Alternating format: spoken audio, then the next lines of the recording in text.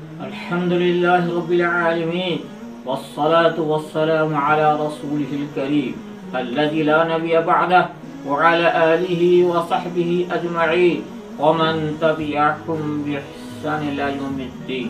أما بعد، أعوذ بالله من الشيطان الرجيم. بسم الله الرحمن الرحيم. رب اشرح لي صدري ويسر لي أمري واحلل عقدة من لساني يفقهوا قولي. محترم ناظرین، میری ماں اور بہنوں اور دینی اسلامی بھائیوں، آج اس نشست کا عنوان ہے گھروں میں نماز جمعہ کیوں نہیں. اس سلسلے میں چند اصولی باتیں خدمت میں عرض کرنا چاہتا ہوں اور کچھ دلائلیں ہیں. دیکھیے، نمبر 1، غور و فکر کا مقام ہے کہ اصولی طور پہ دیکھا جائے تو مساجد کے علاوہ گھروں، بنگلوں، اسکولوں، مدارس اور دوسری جگہوں میں نماز جمعہ قائم کرنے کا فتویٰ جن مفتیان کرام نے دیا ہے تو اس کی بنیادیں دو ہو سکتی ہیں. پہلی بنیاد کورونا وائرس اور لاک ڈاؤن کی وجہ سے جو حالت بنی ہوئی ہے، اس کے پیش نظر ضرورت و حاجت کی وجہ سے مساجد کے علاوہ گھروں وغیرہ میں جمعہ قائم کرنے کا فتویٰ دیا گیا ہے. جب حالات معمول پر آ جائیں گے تو لوگ حسب معمول جامع مسجد میں جمعہ پڑھنا شروع کر دیں گے. تو یہ بنیاد درست معلوم نہیں ہوتی ہے، کیونکہ ضرورت کی وجہ سے ان احکام میں تبدیلی واقع ہوتی ہے جن کا بدل نہ ہو. جن کا بدل ہو تو وہاں احکام میں تبدیلی واقع نہیں ہوتی ہے، بلکہ جو بدل ہے وہ اصل کے قائم مقام ہو جاتا ہے. یہاں جمعہ کا بدل ظہر ہے، بس جمعہ پڑھنے سے جو لوگ معذور قرار پائے ہیں تو ان کے لیے جمعہ کا بدل ظہر ہے، وہ ظہر پڑھیں گے نہ کہ جمعہ. جیسا کہ حدیث شریف میں آیا ہے کہ بیماری، ڈر و خوف اور بارش کی کثرت ایسے اعذار ہیں جن کی وجہ سے جمعہ کی فرضیت ساقط ہو جاتی ہے اور ان میں مبتلا افراد معذور کہلاتے ہیں. وہ جمعہ کے متبادل کے طور پر نماز ظہر اپنے اپنے گھروں میں پڑھنے کے مکلف ہیں. دیکھیے، ابو داؤد حدیث نمبر 551، مستدرک حاکم حدیث نمبر 896، صحیح بخاری شریف حدیث نمبر 901، صحیح مسلم حدیث نمبر 699. انہی احادیث اور دوسری دلائل کی بنیاد پر فقہائے کرام نے نماز جمعہ مکلف مسلمانوں کے ذمہ واجب ہونے کے لیے بیماری سے محفوظ اور تندرست ہونا اور ڈر و خوف سے معمون ہونا ضروری قرار دیا ہے. دیکھیں در مختار رد المحتار جلد 3 صفحہ 27 اور صفحہ 29. نیز معلوم ہونا چاہیے کہ ضرورت و حاجت کی اصل و بنیاد پر گھروں میں جمعہ کی صحت کا فتویٰ اور رائے اس وجہ سے بھی درست معلوم نہیں ہوتی ہے کہ شریعت اسلامیہ میں حاجت و ضرورت کی وجہ سے کسی حکم شرع پر عمل جائز ہونے کے لیے ضروری اور شرط یہ ہے کہ وہ حکم حاجت و ضرورت کے وقت باقی ہو اور مکلفین اس حکم پر عمل کے مخاطب مکلف ہوں. اگر ایسا نہیں ہے تو وہ اس حکم پر عمل کے مخاطب مکلف نہیں ہے. اور یہاں ایسا ہی ہے کہ حاجت و ضرورت کے وقت جمعہ پڑھنے کا حکم ساقط ہو جاتا ہے، اس کے بدلے میں ظہر کی نماز ادا کرنے کا حکم لازم ہو جاتا ہے. اس لیے ضرورت و حاجت کے وقت مسلمان جمعہ پڑھنے کے حکم کے مخاطب نہیں رہے تو اس کی ادائیگی کے مکلف نہیں رہے. جب جمعہ پڑھنے کے مکلف مخاطب نہیں رہے تو اس کی ادائیگی درست نہیں ہوگی، بلکہ نماز ظہر ہی پڑھنا لازم و ضروری ہوگا. دوسری بنیاد، یعنی گھروں میں نماز جمعہ پڑھنے کی دوسری بنیاد یہ ہو سکتی ہے، یعنی اصل مشروعیت کی اساس پر، یعنی اصل کے اعتبار سے گھروں وغیرہ میں جمعہ قائم کرنا درست ہے. تو یہ 2 وجہوں سے، یعنی یہ بنیاد 2 وجہوں سے درست معلوم نہیں ہوتی ہے. پہلی وجہ یہ ہے کہ اس کا ذکر قرآن و حدیث میں نہیں ملتا ہے اور عہد نبی و عہد صحابہ بلکہ بعد کے ادوار میں بھی اس کی نظیر نہیں ملتی ہے. جبکہ ماضی میں کورونا وائرس سے زیادہ خطرناک طاعون جیسی متعدی بیماری آ چکی ہے، جس میں ایک دن میں سینکڑوں کی تعداد میں، بلکہ علامہ شوکانی الرحمہ کے بیان کے مطابق سن 702 ہجری میں قاہرے کے اندر ایک دن میں 7000 لوگ شہید ہوئے ہیں۔ دیکھیے البدر الطالع صفحہ 730۔ دوسری وجہ یہ ہے کہ زیر بحث مسئلہ مسکوت عنہ احکام میں سے ہے اور یہ عبادت کا مسئلہ ہے، خورد و نوش، خرید و فروخت اور عادات و مباحات کے قبیل سے نہیں ہے، اور فقہا کی یہاں عبادت کی باب میں اصل حظر یعنی ممانعت ہے۔ الاصل فی العبادات الحظر وفی العادات الاباحۃ۔ دیکھیے القواعد الفقہیۃ و تطبیقاتها فی المذاہب للدکتور محمد مصطفیٰ الزحیلی جلد 1 صفحہ 112، یعنی عبادات میں اصل ممانعت اور عادات میں اصل اباحت، جس کا حاصل یہ ہے کہ عبادات کی باب میں قرآن و حدیث میں جو کچھ آیا ہے انہی پر عمل ہوگا، ان پر مزید اضافہ درست نہیں ہوگا، بلکہ اضافہ شدہ بدعت و مردود ہوگا، جس کی طرف رسول اللہ صلی اللہ علیہ وسلم نے اشارہ فرمایا۔ جس نے ہمارے دین میں ایسی چیز کے اضافہ کیا جو ہمارے دین میں سے نہیں ہے تو وہ باطل ہے۔ بخاری حدیث نمبر 269، صحیح مسلم حدیث نمبر 1718۔ نماز جمعہ ایک عبادت ہے تو اس میں اصل ممانعت ہوگی، جس کا صاف مطلب یہ ہوا جیسا رسول اللہ صلی اللہ علیہ وسلم سے منقول ہے اسی نہج و طریقے پر جمعہ پڑھا جائے گا، اس سے ہٹ کر کسی اور طریقے پر پڑھنا درست نہیں ہوگا۔ رسول اللہ صلی اللہ علیہ وسلم نے نماز کی بابت فرمایا صلو کما رأیتمونی اصلی، صحیح ابن حبان حدیث نمبر 1658۔ جس طرح مجھ کو نماز پڑھتے دیکھو اسی طرح تم لوگ نماز پڑھو۔ اور آپ صلی اللہ علیہ وسلم نے قرآن کے اجمال نماز جمعہ خطبہ کی طرف سعی کی اپنے عمل سے تفسیر فرمائی، دوسری طرف بہت سارے موقعوں پر جمعہ کو ترک فرمایا، جبکہ آپ صلی اللہ علیہ وسلم چاہتے تو گھروں میں جمعہ قائم کر سکتے تھے اور قائم کرنے پر قادر بھی تھے۔ واضح رہے کہ آپ صلی اللہ علیہ وسلم نے جس حیت و صفت، صورت و شکل اور طریقے پر نماز جمعہ کی ادائیگی کا اسوہ امت کے لیے چھوڑا، اسی اسوے پر حضرات صحابہ کرام، حضرات تابعین، حضرات تبع تابعین اور بعد کے دوروں میں لوگ عمل پیرا ہوتے ہوئے آ رہے ہیں۔ حضرات صحابہ کرام رضی اللہ تعالی عنہ یہاں تک کہ حضرات تابعین، تبع تابعین، ائمہ مجتہدین، فقہاء علماء راسخین میں سے کسی سے منقول نہیں ہے کہ انہوں نے اسوہ رسول صلی اللہ علیہ وسلم کو چھوڑ کر کسی اور طریقے پر مساجد کے علاوہ گھروں اور دوسری جگہوں پر جمعہ پڑھے ہوں۔ لہذا مسجدوں کو چھوڑ کر گھروں وغیرہ میں جمعہ قائم کرنا دین میں خلاف سنت ایک نئی چیز کا ایجاد ہوگا، جس کی نظیر پچھلی تاریخوں میں نہیں ملتی ہے، جبکہ پچھلی تاریخوں میں ایک سے زائد بار طاعون اور اس جیسی وبائی مرض آ چکا ہے۔ اتنا شدید و خطرناک تھا کہ مسجدوں میں جمعہ اور دیگر نمازوں کی جماعتیں موقوف کر دینی پڑی، لیکن گھروں میں کسی نے جمعہ قائم کرنے کا فتویٰ نہیں دیا اور نہ ہی لوگوں نے قائم کیا۔ دیکھیے حافظ ذہبی ہیں جو اہل علم کے درمیان ایک بڑے مؤرخ و محدث، وسعت نظر، صاحب استقراء و تحقیق کے میدان میں حرف آخر کی حیثیت سے مشہور و معروف ہیں۔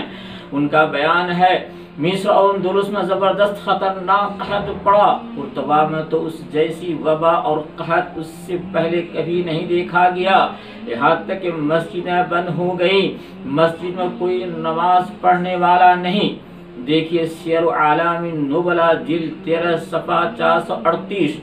مشہور مؤرخ مقرضی علیہ الرحمہ لکھتے ہیں لوگوں کے درمیان میں شادیاں بند ہو گئیں، خوشیاں ختم ہو گئی، ان کے درمیان سے خوشی و مسرت کی تقریبات اٹھ گئیں، کتنی جگہوں پر اذان رک گئی، پورے شہر میں صرف ایک جگہ اذان ہوتی تھی، خانقاہ مساجد مقفل ہو گئی۔ دیکھیے السلوک لمعرفت دول الملوک جلد 4 صفحہ 88۔ نمبر 2، لوگوں کے دلوں سے جمعہ کی اہمیت نکل جائے گی۔ معمول کے حالات کے وقت جو ماحول دکھنے کو ملتا ہے، لوگ جھوک در جھوک جامع مسجدوں کی طرف رخ کرتے ہیں اور شعار اسلام کے اعلان ہوتا ہوا نظر آتا ہے، اس کی شان و شوکت کا ظہور ہوتا ہے، ہفتہ واری عید کا منظر نمودار ہوتا ہے، اس کا غیروں پر مثبت اثر پڑتا ہے اور ان کے دلوں میں اسلام کی شان و شوکت بیٹھتی ہے اور وہ مرعوب ہوتے ہیں۔ اس کا قوی اندیشہ ہے کہ جب حالات معمول پر آ جائیں گی تو یہ چیزیں متاثر ہوں گی اور عام پنج وقتہ نمازوں کا جیسا حال جمعہ کے بھی نہ ہو جائے، اور آہستہ آہستہ ہفتہ واری مسلمانوں کی تعداد میں نمایاں فرق نظر آنے لگے گا اور بڑی کمی آ سکتی ہے۔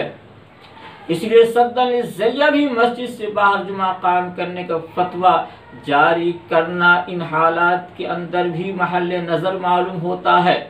نمبر 3، اسلامی اصول کو اچھی طرح سمجھنے کی ضرورت ہے۔ دیکھیے، اسلام کے ایک بنیادی نظریہ حیات اور بے نظیر قانون زندگی اور عقل سے قریب تر اصول ہے، جس کو رسول اللہ صلی اللہ علیہ وسلم نے اپنی معجزانہ جامع الفاظ میں فرمایا، لا ضرر ولا ضرار۔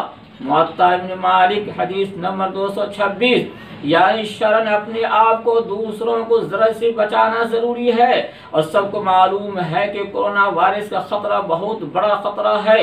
عام طور پر بیماری کا اثر ایک شخص کی اپنی ذات پر ہوتا ہے، لیکن اس سے شدید اجتماعی ضرر کا اندیشہ ہوتا ہے اور پوری فیملی اور سماج کو اپنی لپیٹ میں لے لیتا ہے۔ اسی وجہ سے ماہرین کی رائے کے مطابق لوگوں کا ایک جگہ جمع ہونا بہت نقصان دہ ثابت ہو سکتا ہے۔ ایسی صورتحال میں لوگوں کو گھروں، بنگلوں، اسکولوں، کالج اور مدرسوں میں جمعہ قائم کرنے کی ترغیب دینا اور قیام کے جواز کا فتویٰ دینا، دوسرے الفاظ میں جان بوجھ کر گھر والوں سمیت اپنے آپ کو اور دوسرے پڑوس کو بھی ہلاک و برباد کرنے اور خودکشی کی طرف دعوت دینا ہوگا۔ پوری دنیا سماجی دوری کو یقینی بنانے کے لیے رضاکارانہ تنظیم سے لے کر حکومت تک انتھک کوشش کر رہی ہے۔ اسی مقصد کے لیے لاک ڈاؤن نافذ کیا گیا اور اس میں مزید سختی آ رہی ہے، اور ہم ہیں کہ شریعت کی رخصت کو بالائے طاق رکھ کر لوگوں کو گھروں میں جمع ہونے اور جمعہ قائم کرنے کی ترغیب دے رہے ہیں۔ غور و فکر کا مقام ہے، لاک ڈاؤن کے ذریعہ لوگوں کو گھروں محبوس کرنے کا مقصد خود گھر والوں کو کورونا وائرس سے بچانا اور دوسروں کو بھی ضرر سے محفوظ کرنا ہے، اور موجودہ حالات میں ہماری شریعت اسلامیہ کے اصول لا ضرر ولا ضرار اپنے آپ کو دوسروں کو ضرر سے بچانا کے عین مطابق ہے۔ ہمارا مذہب اسلام کہتا ہے ضرر کو دور کیا جائے اور جہاں تک ممکن ہو ضرر کو دور کیا جائے۔ الضرر یزال الضرر یدفع بقدر الامکان۔ دیکھیے الشفا والنزع ابن نجیم جلد 1 صفحہ 86، شرح القواعد الفقہ للزرقاء صفحہ 207۔ اور گھروں وغیرہ میں جمعہ کی جواز کا فتویٰ، اس کے روح سے ہم مسلمانوں کا عمل اس اصول کے بالکل منافی ہوگا۔ نمبر 4، جب ایک حکم کے دو پہلو ہوں تو جو حالات کے اعتبار سے آسان اخف ہو اس پر فتویٰ دینا چاہیے، تاکہ لوگ دین سے متنفر نہ ہو سکیں اور دین پر عمل کو بوجھ نہ سمجھیں، کیونکہ آپ صلی اللہ علیہ وسلم نے حضرات صحابہ کرام رضی اللہ تعالی عنہم اجمعین سے فرمایا، لوگوں کو خوشخبری سناؤ، ان کو دین سے دور مت کرو، لوگوں کے لیے آسانیاں پیدا کرو، تنگی و سختی پیدا مت کرو۔ مسلم حدیث نمبر 4525۔ اسی طرح حضرت معاذ بن جبل رضی اللہ تعالی عنہ حضرت ابو موسیٰ اشعری رضی اللہ تعالی عنہ کو حاکم و قاضی بنا کے یمن کی طرف روانہ فرماتے وقت فرمایا، یسرا ولا تعسرا وبشرا ولا تنفرا۔ بخاری حدیث نمبر 3038، صحیح مسلم حدیث نمبر 4525۔ اس کو اختیار کرنا جس میں لوگوں کے لیے آسانی ہو، اور سختی اختیار مت کرنا۔ لوگوں کو خوشخبری سناؤ تاکہ وہ دین سے قریب ہوں، ان کو دین سے دور مت کرو، یعنی ایسی چیز کا تذکرہ مت کرو جس کی وجہ سے وہ دین سے متنفر و برگشتہ ہوں اور دین سے دور بھاگیں۔ اسی بنا فقہاء کرام نے کہا، مفتی کے لیے ضروری ہے کہ فتویٰ اس پہلو کو اختیار کرے جس میں لوگوں کے لیے زیادہ سہولت و نرمی ہو۔ دیکھیے شرح وقود رسم المفتی علامہ شامی کی صفحہ 181، رد المحتار کتاب الوقف جلد 6 صفحہ 554۔ زیر بحث مسئلے میں لوگوں کے لیے جمعہ کے دن نماز ظہر پڑھنے میں آسانی ہے، اس میں حسب سہولت جماعت سے اور بغیر جماعت کی انفرادی طور پر بھی پڑھنے کی گنجائش ہے۔ اس میں لوگوں میں جماعت قائم کرنے کی اعلان کی ضرورت نہیں ہے، گھر کے ہی افراد مرد عورت مل کر جماعت قائم کر لے سکتے ہیں اور چاہیں تو تنہا اپنے طور پر بھی نماز پڑھ لے سکتے ہیں۔ پولیس کی لاٹھی اور FIR کیس کی اندراج سے بچا جا سکتا ہے۔ نمبر 5، اسی طرح ہماری شریعت اسلامیہ کے ایک اہم قاعدہ اصول ہے، اور وہ یہ ہے کہ جب کسی حکم شریف عمل کرتے وقت دو مفاسد ضرر پیدا ہو رہے ہوں تو ان میں سے جو بڑا ہو اس کو کمتر اخف پر مقدم کیا جائے گا، یعنی بڑے ضرر مفسدہ سے بچا جائے گا اور چھوٹے ضرر مفسدہ کا تحمل ارتکاب کیا جائے گا۔ اذا تعارضت مفسدتان روئی اعظمها ضررا بارتكاب اخفهما لو كان احدهما اعظم ضررا من الاخر فان الاشد يزال بالاخف، الضرر الاشد يزال بالاخف۔ دیکھیں الاشباح والنظر نجیم جلد 1 صفحہ 89، اور اسی طرح سے شرح القواعد الفقہیہ للزرقاء صفحہ 199، الاشباح والنظر للسیوطی صفحہ 87۔ زیر بحث مسئلے میں ایک طرف محدود زمانے تک ترک جمعہ کا مستدعی ضرر ہے تو دوسری طرف لوگوں کے اختلاط سے کورونا وائرس کی وبا پھیلے گی اور لوگ بیمار پڑیں گے، اور بسا اوقات جب مرض شدت اختیار کرے گا تو اموات بھی ہوں گی۔ ان دو مفسدوں ضرر میں سے جمعہ کا ترک اخف ادنا اور چھوٹا ضرر مفسدہ ہے، کیونکہ جمعہ فوت ہوگا لیکن اس کا بدل ظہر موجود ہے جس سے اس کی تلافی ممکن ہے کہ جمعہ کے بدلے نماز ظہر گھروں میں پڑھی جا سکتی ہے، لیکن بیماری اور جانوں کی تلف کا کوئی متبادل نہیں ہے۔ نیز حفظ جان مسجدوں میں جمعہ کی ادائیگی پر مقدم ہوگا، اس لیے کہ حفظ نفس ضروریات دین میں سے ہے اور جمعہ تکمیلات دین میں سے ہے۔ نمبر 6، اس وقت ہندوستان اس جیسے غیر مسلم جمہوری ممالک کا ماحول اسلام مسلم مخالف ماحول ہے۔ اس میں کسی مسلمان کی طرف سے ادنا لغزش آتش فشاں پہاڑ بن کر پھٹ پڑتی ہے، اور وہ ایٹم بم سے کچھ کم نہیں۔ فضا کو پراگندہ اور اسلام مسلمانوں کے خلاف نفرت کو ہوا دیتی ہے، جس کی واضح مثال تازہ ترین مثال تبلیغ جماعت کا مرکز نظام الدین ہمارے سامنے موجود ہے۔ ایسے مساجد کے علاوہ گھروں اور دوسری جگہوں میں جمعہ قائم کرنے کا فتویٰ دینا مناسب معلوم نہیں ہوتا ہے، کیونکہ اس سے حکومت اور دوسروں تک غلط پیغام جائے گا کہ مسلمانوں کو جس مقصد سے مسجد میں جمع ہونے سے روکا گیا وہ مقصد حاصل نہیں ہو رہا ہے، اس لیے کہ یہ لوگ گھروں اور دوسری جگہوں پر جمع ہو کر کورونا وائرس کو پھیلا رہے ہیں۔